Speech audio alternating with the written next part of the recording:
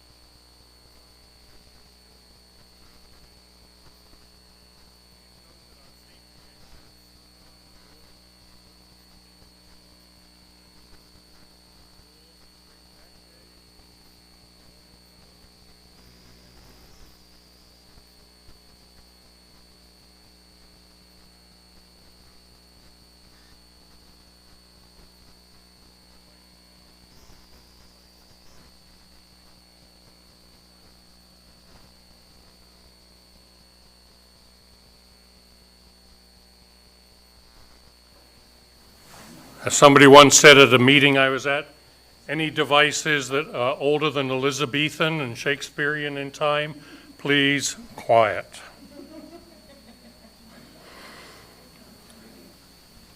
Before we begin our time of worship this morning, I invite representatives of committees or groups to come forward and to the microphone over here and briefly share your news with us.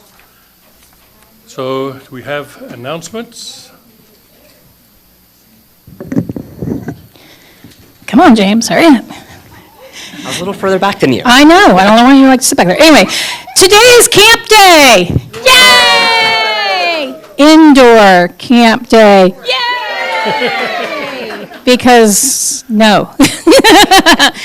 So what we're going to do today, if you haven't heard or you haven't read your notable news, is today, after service, you have time to go grab yourself some lunch, bring it back here to eat. We do not trust restaurants right now to get you back in time for camp.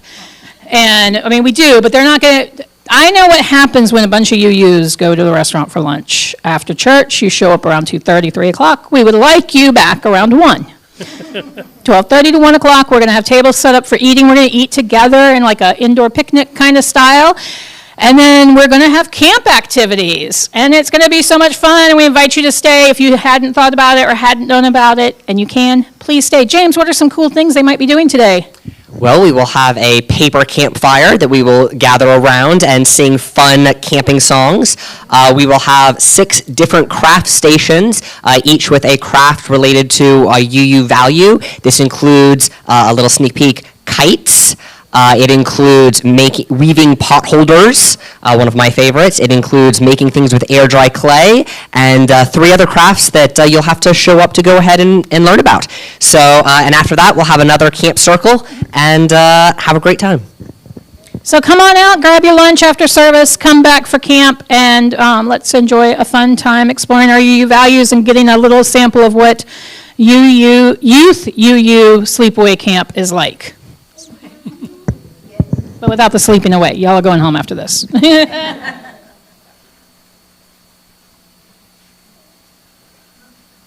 Good morning, everyone. Miguel Rodriguez from Social Action Committee. We have a meeting today at noon in the library, so we're looking forward. Anyone who wants to come and participate or just be a fly on the wall, and that's fine. You're more than welcome. I was out for the last couple of Sundays, so, you know, I don't know, did any news happen on the political front? It's hard to meet at the library? Oh, it is? Oh, okay, so we're... Yeah, we'll either be outside or somewhere. Okay, we'll find a spot. You'll notice us. We're the ones that are UUs. Or the UU one. So I came back, and in the Imperial Bar in downtown Orlando, I picked up this lovely little... Now, it's been governor, our illustrious governor, says fringe festivals are too sexual and vetoes all art spending. Yeah, yeah, so he vetoes all art spending.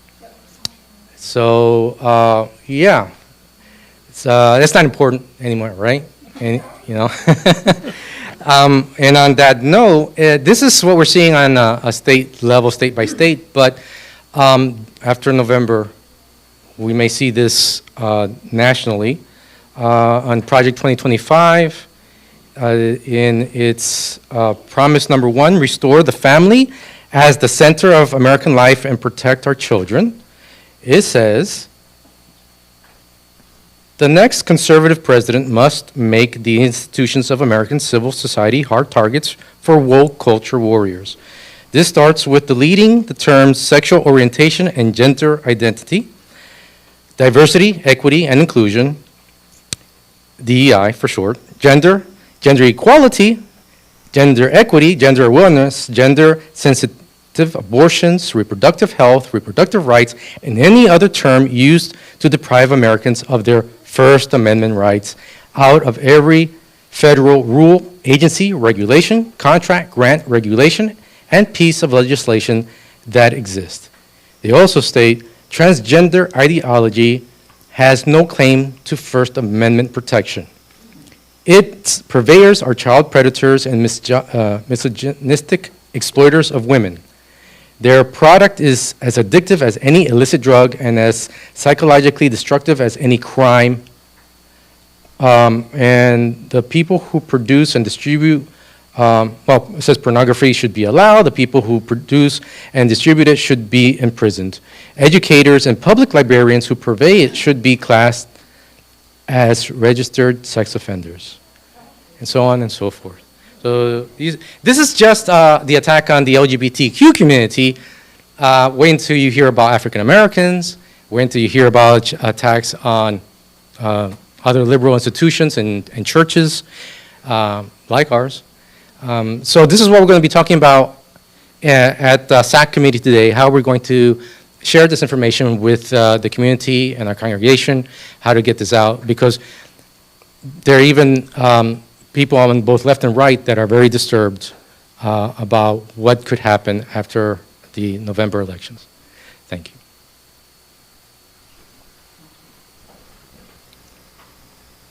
This has to be one of the shortest committee moments that we've had since I've been here. But please take note of the other events that are happening. Women's group potluck dinner on Friday the 2nd. Contact Jill Vita and see Margie if you're looking to become a member of UF next Sunday.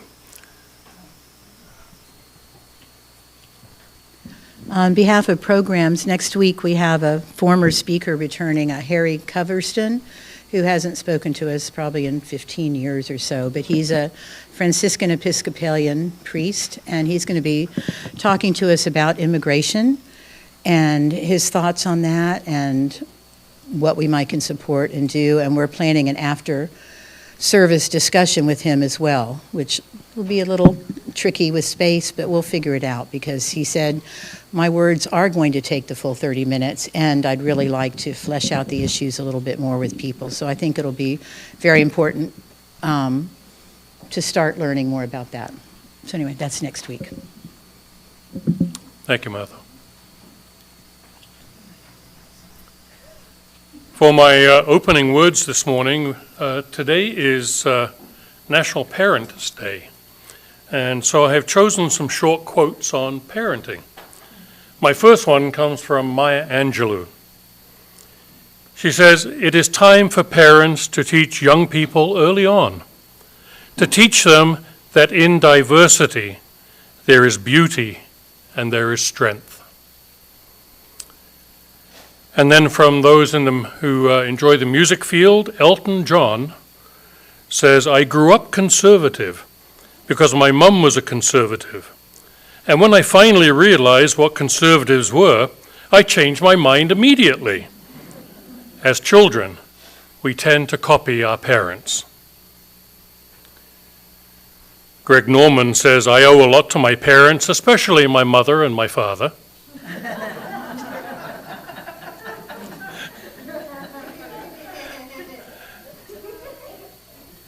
And Simon Wiesenthal says, "The schools would fail through their silence, the church through its forgiveness, and the home through the denial and silence of parents. The new generation has to wear what the older generation refuses to tell it." And Ashton Kutcher says, "My parents couldn't give me a whole lot of financial support, but they gave me good genes. My dad is a handsome son of a gun, and my mum is beautiful. And I've definitely been the lucky recipient, so thank you, Mum and Dad." And Amy Chua says, "I see my upbringing as a great success story.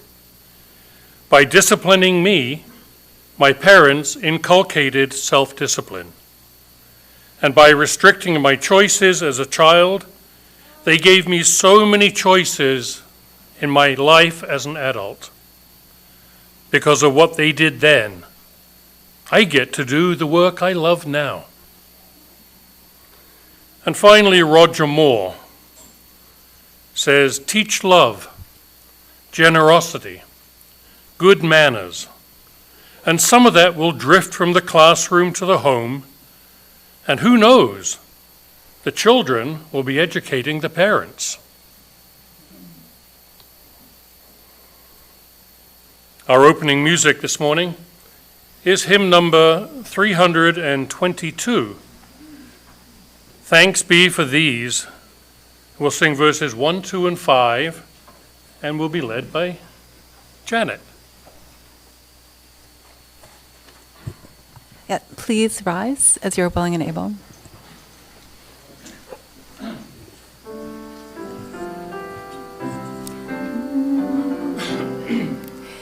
Thanks be for these life's holy times, moments of grief, days of delight, triumph and failure intertwine, shaping a vision of the right. Thanks be for these, for birth and death, life in between with meaning form. Holy becomes the quickened breath. We celebrate life's interval. Thanks be for these we celebrate. Sing and rejoice, all trust declare. Press all our faith into our feet. Bless not our destiny we share. Thank you. Be seated.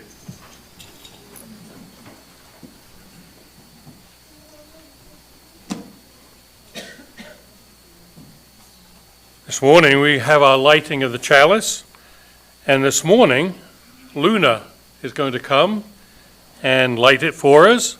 Her pronouns are she and her. Luna is 6 years old, and she is really happy today that her eye got better.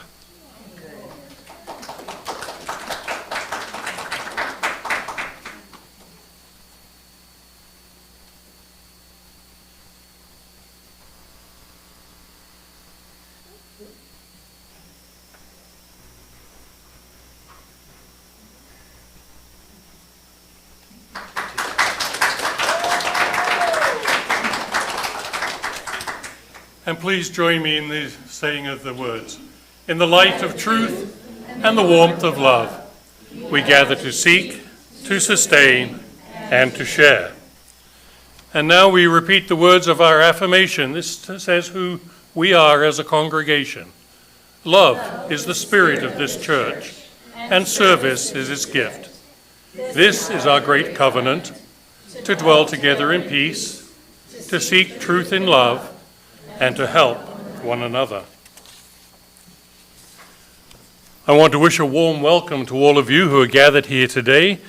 And I know we appear to be a little thin on the ground, but a lot of our members are on their way back from Tracie and are traveling on the road at this time. We wish them safe travel. But if you are here for the first time, welcome to you. And we encourage you to come several times to check us out. Each service, each time we gather, is a different time. And so we invite you to come and experience the versatility, the diversity, and the wonder of our services. We have a variety of speakers. Our minister, the Reverend Dr. Tracie, will be speaking with us this morning.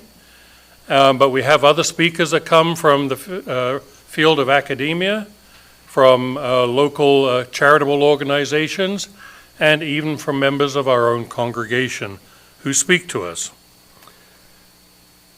Please, at this moment, take a time to turn to those around you and greet those who are here.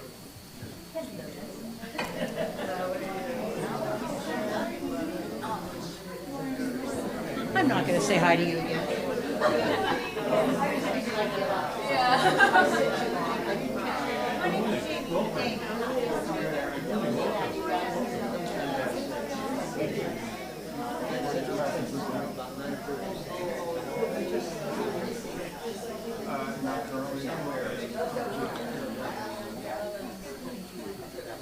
All right, now is our time for our joys and concerns. This is a time when we can briefly share those things that we celebrate in our lives and those things which concern us. And please remember, though, that whatever you say is going out over the airwaves, so the whole world will know not only now, but forever. So be careful what you say. I invite you to come to the microphone and share your joys and concerns with us.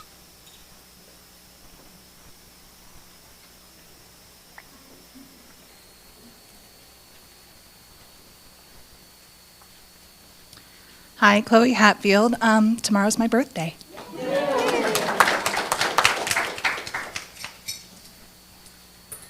Reverend Tracie again. So sometimes in life, when you do a really good job as an aunt, you get promoted to great aunt. And my niece just had her baby boy a week ago Friday. Mom and baby are healthy and happy and are cocooning with dad, and not a lot of photos yet, and that's okay. They're enjoying newborn baby time. So I'm super excited and can't wait to get over to Lakeland to meet my new great nephew. So.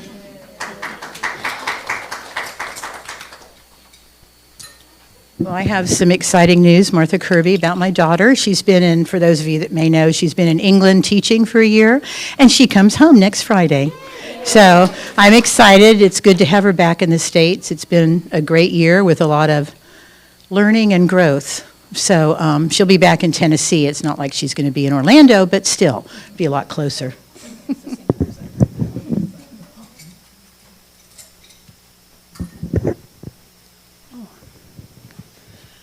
Hi, I just wanted to let you all know that I had a fall two weeks and a little bit ago. So this morning I had to decide whether to wear my hearing aids or my dark glasses, so as not to scare you. But anyway, I was very, very lucky. I just got 5 stitches in my forehead, and I'm doing well. At the same time, my husband Alan came down with vertigo about a week later. So he's getting, and then the therapist who was treating him got COVID. So anyway, I'm very, very grateful to be not worse hurt or anything. Thank you. Thanks.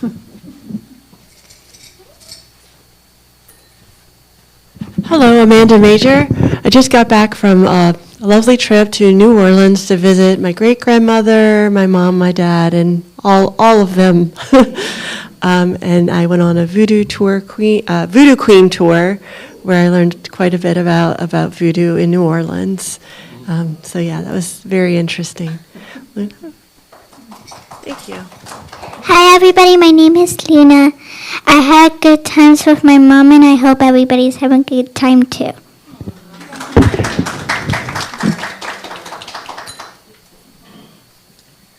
Hi, Miguel Rodriguez again. So, as I mentioned, I was out the last couple of Sundays. I went to Las Vegas and had a good time there. And I was walking along the street right in front of my hotel room to get back to it from Subway. Yeah, it was a cheap lunch. So everything else in Las Vegas is expensive. And we were stopped there by the police in the corner and wondering, well, why? And we were waiting there, and it was quiet. And if there were like 12 people in that corner area, in the cross section of the road, there were a lot. And all of a sudden, I'm seeing these motorcycles come through, and I said, oh, it must be a funeral or a very famous sports athlete or something. And then I see a black car. Said, that's not a hearse. Yeah, and then I see the presidential seal on it. And I'm like saying, that could not be Biden. So I said, is that the vice president? and the police said, no, that's the president. So it was a motorcade.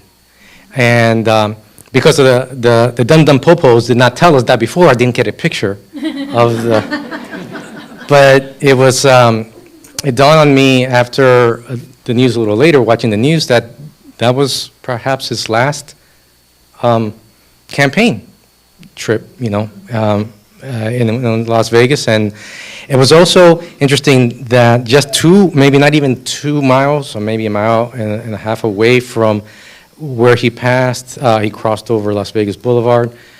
At the end of the strip, Trump Tower. So it was kind of like, prescient. We're at a crossroads, in a sense.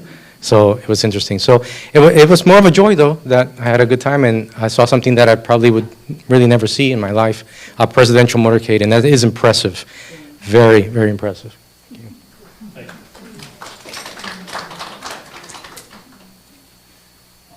I'd just like to share a concern that I have. My daughter, many of you know, has some really bad back issues. She is doing okay with that. But she works 4 hours a day, and one of her colleagues has now been unable to eat for about 4 days now, going on 5 days, and is unable to keep anything down. She's having tests on it right now, but the doctor has said nothing like sort of making the pain even more. The doctor has said, well, we're not quite sure yet, but it looks serious.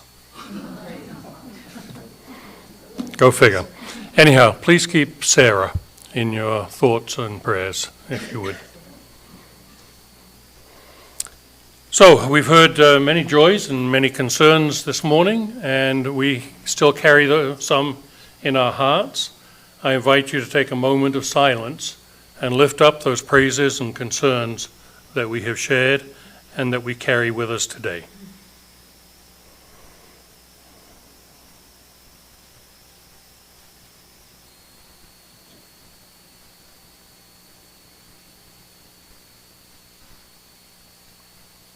Amen. And now I invite James to come up and to share with us Time for All Ages, and Reverend Tracie as well. Just put it right here. Yeah. Because I'll forget the words if I don't have them in front of me. So today for Time for All Ages, we thought, what better than to teach you guys a camp song? So, everybody rise as you're willing and able. Come on, it's going to be fun. Spread out if you need to. There's plenty of seats, so feel free to spread out. So, this is what we call, this is a repeat after me song. This is a repeat after me song. And a do as I do song. There you go. All right. So, James is going to be the voice for y'all, but y'all speak up too. It'll be fun. So there are motions. I want to see the motions. All right, we ready? The Princess Pat. The Princess Pat Lived in a tree. lived in a tree. She sailed across She sailed across the 7 seas. the 7 seas. She sailed across She sailed across the channel too, the channel too, and brought with her and brought with her a rick-a-bamboo. a rick-a-bamboo. A rick-a-bamboo. A rick-a-bamboo. Now what is that? Now what is that? It's something made It's something made by the Princess Pat. by the Princess Pat. It's red and gold It's red and gold and purple too. and purple too. That's why it's called That's why it's called the rick-a-bamboo. the rick-a-bamboo.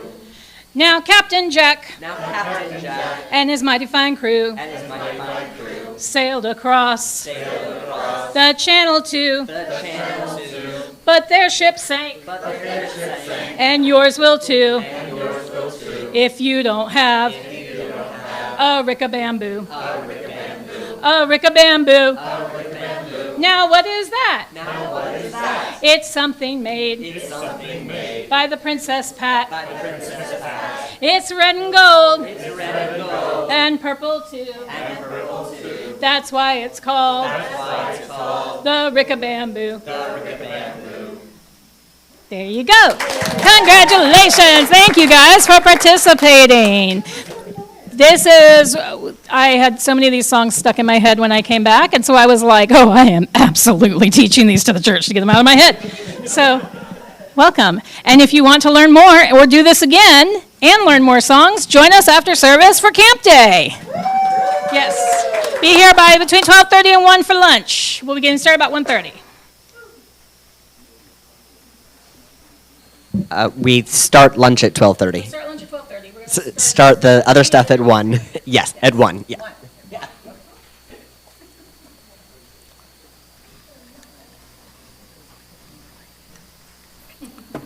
We now have our opportunity to show our support for the ministries not only of Triple U, but also of a nonprofit organization in this region that reaches out to others in need. 40% of our offering goes to a different group each quarter. And this quarter, we will be sharing with Planned Parenthood of Southwest and Central Florida. So as the baskets are passed, we're going to sing hymn number 117, O Light of Life, led by Janet Levins and Alicia Tran. you. We've sung this hymn once or twice before, but just so you can have it refreshed in your memory, Alicia's going to play a verse through.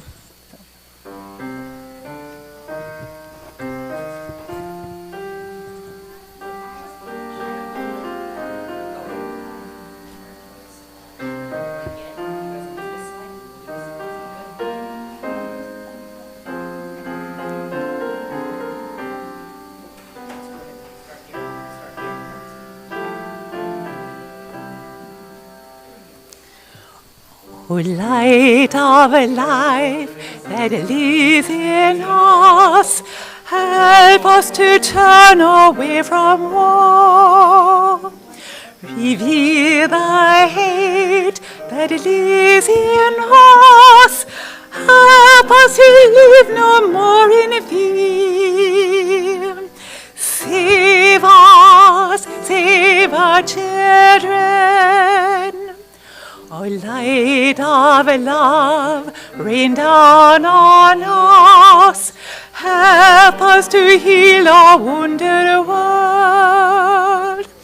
A dying forest, guttered plains, smothering cities, wasted fields. Save us, save our children. O light of life that lives in me, help me to lift my head and sing. Let me know joy as well as pain, see beauty in the rain and wind. Save me, save our children. O light and life and love in us, help us to open eyes and ears. Reach out and listen, touch and love, that we may stand in strength and see. Save us, save our children.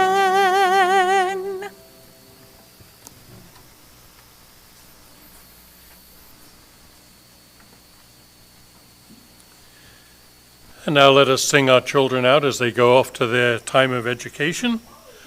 We love you and bless you and send you on your way. We love you and bless you today and every day.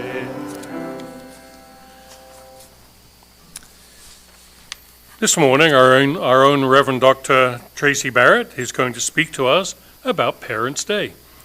Those of us who are parents or who have been parent-like to others know the blessing that they bring into our lives, but many, if not most of us, also know the pain and the stress that being a parent can be. Reverend Tracie will share thoughts on both sides of parenthood.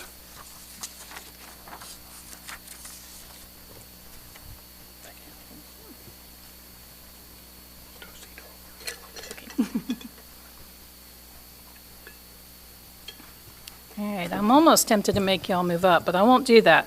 So it's just weird, there's spaces here. So today is Parents' Day. Really, it is. I didn't know that until this year. But Congress passed a resolution in 1994 declaring the fourth Sunday in July to be Parents' Day. And I'm sure it has nothing to do with the proximity to the start of the school year and parents getting their kids through yet another summer break. I don't know for certain because, I'm childless, unless you count my cats. Anyway, I was blessed with the opportunity to be a stepmom to my ex-husband's son from the ages of 11 to 18. Not the easiest years. But I do not claim to know much about parenting because my time as a parent was short. But I do know this. Y'all have a hard job. Like, seriously, I know you have heard that before from other people, but I mean it. You are responsible for an entire human being, and sometimes a few of them all at once. And I don't even mean the basics of keeping them fed, watered, clothed, and upright. I mean the hard stuff, healing the boo-boos and the broken hearts, defending against nightmares and monsters under the bed, creating and maintaining brave spaces for growth in all forms, teaching how to tie shoes, ride a bike, and make good decisions. And that's hard. It's hard whether you have a team around you of extended family, whether blood or chosen, or you're on your own. It's hard whether you've been there from the first breath or if you come in later. It's hard. It was hard for me, and I only did it for a few years, and mine was already mostly independent and stuff. But there's just so much that we take for granted, having known forever, and then have to break it down to teach it to a kid. Like, I apparently don't know how to tie shoes, because when I tried to teach my child to tie shoes, I couldn't remember how to do them, because it's just natural, right? And that's without the earth being on fire. I cannot even imagine the levels of fear within parents with all that is happening in the world. And I want you to know that I see you. I see how scary the world is at times. I see how hard it is to protect your children from even having to think about these things yet. And a lot of us didn't even get great training growing up. So turning around and teaching a tiny human how to do things isn't the easiest. I've heard from so many parents in various online groups say something like, I don't want to treat my kid the way I was treated. Or more often, I'm scared I'm going to mess my kid up like I was. And I know there's also joy. I see it on my friends' faces. I see it, hear it in their voices. I've experienced it. Those moments of joy and laughter and giggles and even happy screeches. We are all sustained by joy, even in the midst of fear. And we don't make it any easier in American culture. Parents and families aren't as likely to live with or near extended family anymore. We move away from our hometowns. Older family members move on to retirement communities or assisted care facilities. Technology holds us together in some ways, but it's not enough. We don't have villages anymore. People in real life who we can count on for help, for support, etc. And I always define them as, quote, the people you'd be happy to give a spare house key to. The ones who answer the call, the text, the video call, no matter what time it is. And while we may have them emotionally, we don't have them as much in the same area. The pandemic made it worse as we isolated and got in the habit of only seeing people on the computer screen. I had friends who took their remote jobs and moved away during the pandemic. I know I heard from my friends who were having COVID babies that first year seemed even harder to find their village. The village provides a physical connection. Hands to hold babies, hands to just hold, hands to help. The village is where wisdom is passed down too. That's why it's important to have people in your village in various stages of life from you. Parents of newborns especially benefit from a village where they can ask, is this normal? For children and youth, it's important to have people in your village that can be mentors and guides and safe people to talk to. I play that role these days.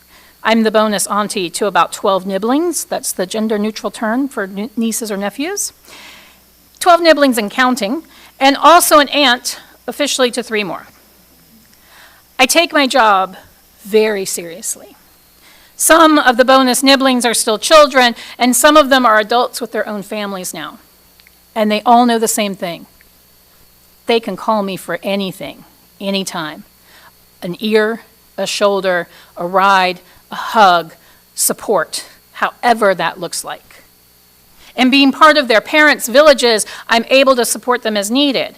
I have helped change diapers, I've gotten puked on, I've helped clean or cook, etc. And in return, I get support too. I also get to enjoy hearing them call me Aunt Tracie or more recently with my nephew-in-law, Tracie.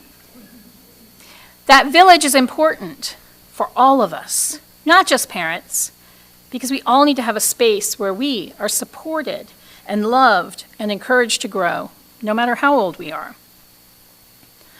We develop our villages throughout our lives.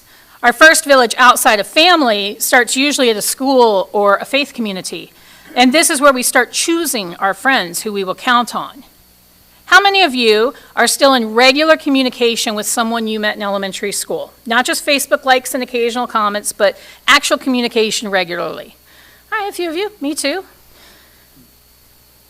At the beginning of this month, I spent a week with about 60 of our Unitarian Universalist youth from the Pacific Northwest. And this was my second year serving as chaplain for the camp. And I was able to settle a bit more this year because I kind of knew what to expect, and I already understood the role. And so I got to really notice the work being done in our youth during that time. And this time, I knew which campers were returning and which ones were brand new. So I watched during camp orientation as old circles reformed, new ones were created, and some of the older circles opened up wider to let new people in.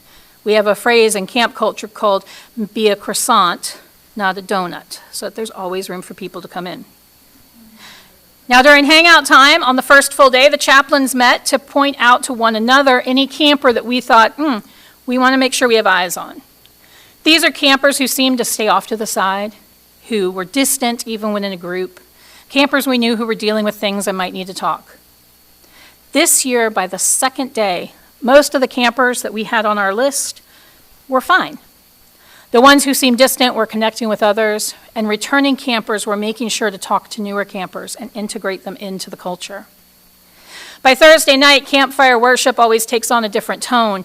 It's bridging night, and it's also our last time all together for worship until next year.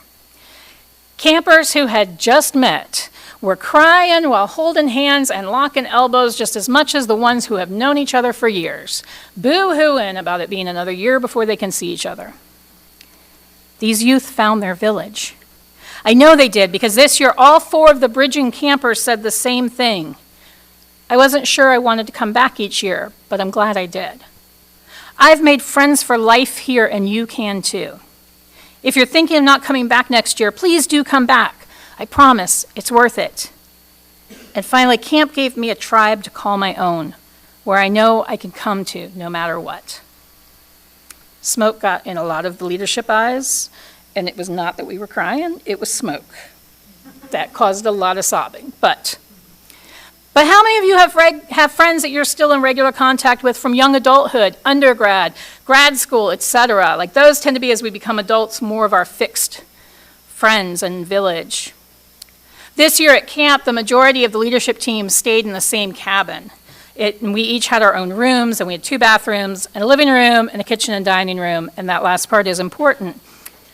We usually finished out the night around the campfire from worship, chatting and singing after campers and counselors went to bed, except on Tuesday.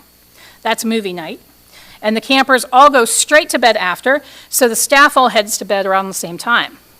The 6 of us staying in the same cabin stood in the hallway outside of each of our rooms, chatting for about an hour. And someone mentioned it was like undergrad and the dorm experience. And I didn't get that experience because I didn't go live on campus as an undergrad. And as 2 of our cabin mates decided to go to bed, a third made a joke that was so funny, the other 3 of us fell to the floor laughing. I don't know if any of you have ever experienced that, but it is great fun. And we kept telling stories about our lives. The first round or 2 were funny ones, and then ones we'd learned from, and then ones we'd been healing from. Friends, we were on that floor till 2 a.m. On the floor, in the hallway, not in the living room, even though I was leaning against the door jamb to the living room, not in the kitchen, not even in a chair. And I will tell you that was a rough 7:30 wake-up call the next day. And it was completely worth it. Because one of them told me the next day, I hope you enjoyed your mini undergrad experience. And I did. Not because of sitting on the hard floor for 4 hours, my hip is still paying for that. Not just because I've not laughed that hard in a long while. I grew closer that night to these 2 people and I believe they'd say the same thing. One I'd known for 10 years and the other for just 1. And we all created a brave space where we could be vulnerable with one another. I want that for each and every one of you. People in your life right now that you can see and hear and hopefully touch. People who will hold brave space for you. People who will support you, whether you are a parent or a parent-like figure for others. We have all been children. And why do we need this? Because you cannot do this alone, my friends. None of us can. I can't, you can't, whether you're a parent or a grandparent or a friend or someone who has nibblings or someone who just has pets.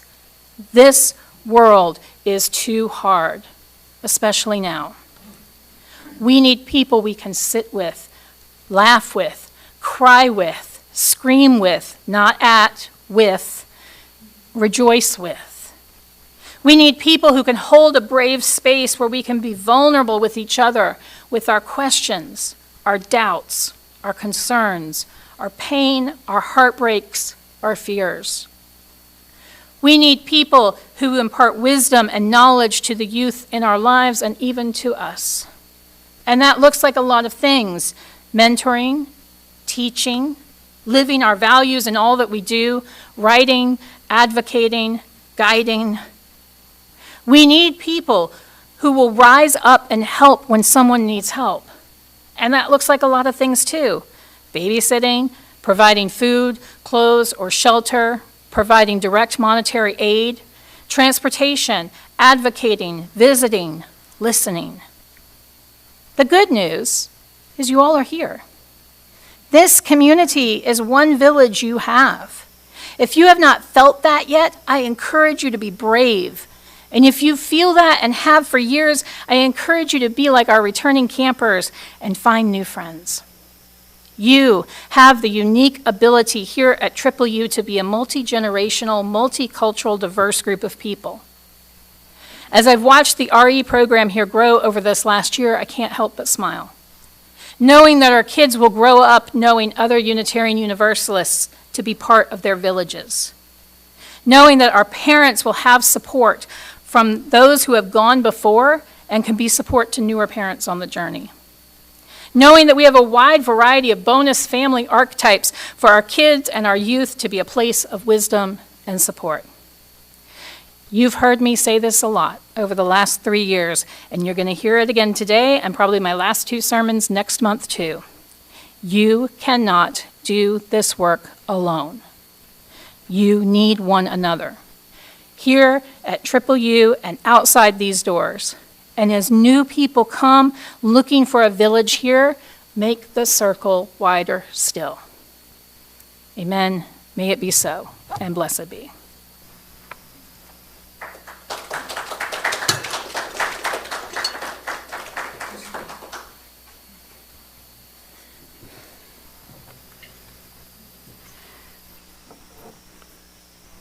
Please join me now in the words as we extinguish our flame.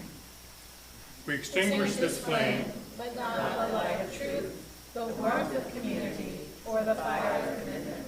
These we carry in our hearts until we are together again.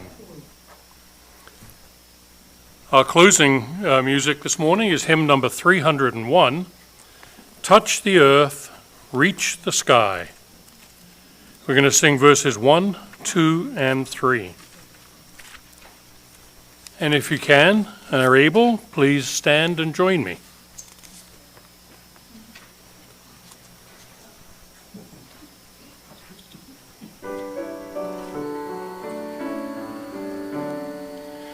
Touch the earth, reach the sky, walk on shores while spirits fly, over the ocean, over the land, our faith a quest to understand. Touch the earth, reach the sky, children ask a reason why.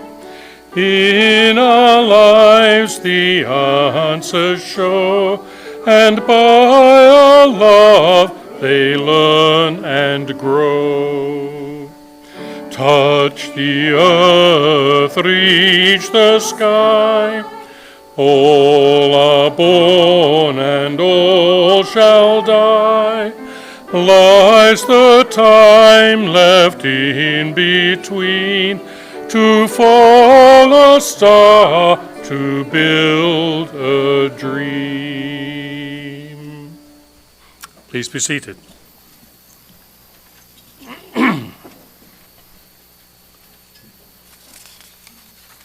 My closing words this morning are titled The Restorative Power of Love.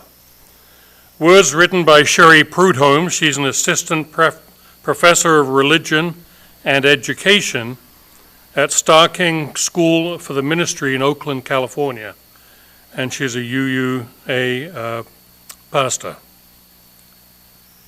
She writes, "We affirm the power of love to heal what is broken, to hold us together across pluralities of diverse religious practices and beliefs, to hold us when things fall apart, to grow our capacities, and to guide us as we return again and again in our families and communities to side with love."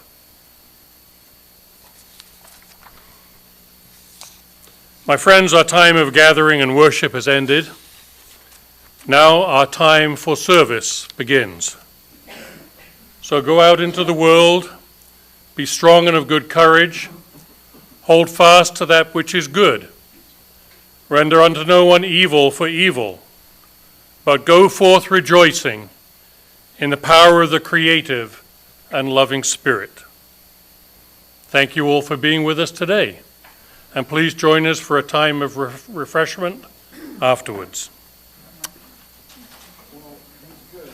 Oh.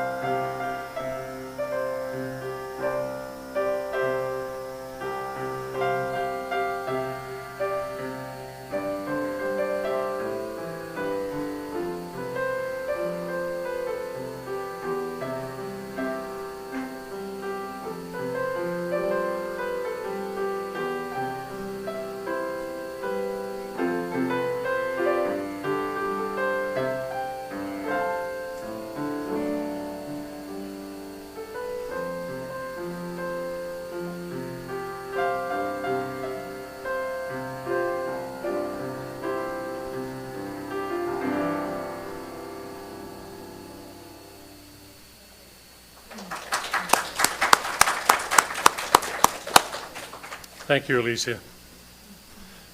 Now please join us for a time of fellowship.